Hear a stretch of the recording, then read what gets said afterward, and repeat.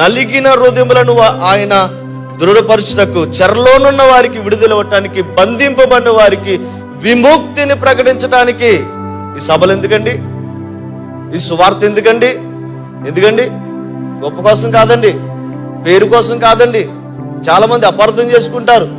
బంధింపబడిన వారికి దేవుడు విడుదల ఇవ్వటానికి, చెరలో ఉన్న వారికి దేవుడు విడుదల ఇవ్వటానికి, బంధింపబడిన వారికి విముక్తిని ప్రకటించటానికి.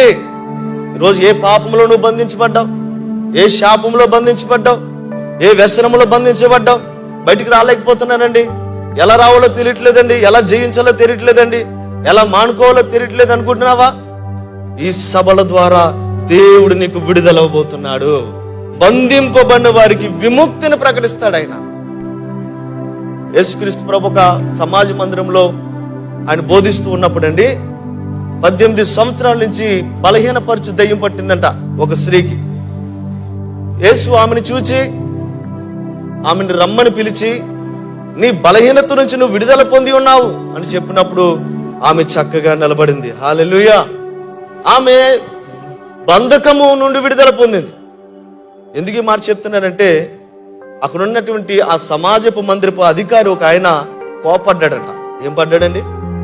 ఏమండి, దేవుని కార్యాలు జరుగుతుంటే కొందరికి కోపం, దేవుని మహిమపరచబడుతుంటే కొందరికి కోపం, దేవుడు ఆరాధించబడుతుంటే కొందరికి కోపం.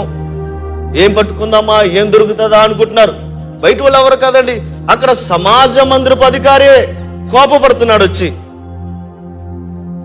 యేసుప్రభు అంటారు, బంధించబడినటువంటి అబ్రహాము కుమార్తె విడుదల పొందింది అంటాడు ఆయన. హల్లెలూయా. అంటే దేవుని కార్యాలు దేవునికి మహిమ తెస్తాయండి.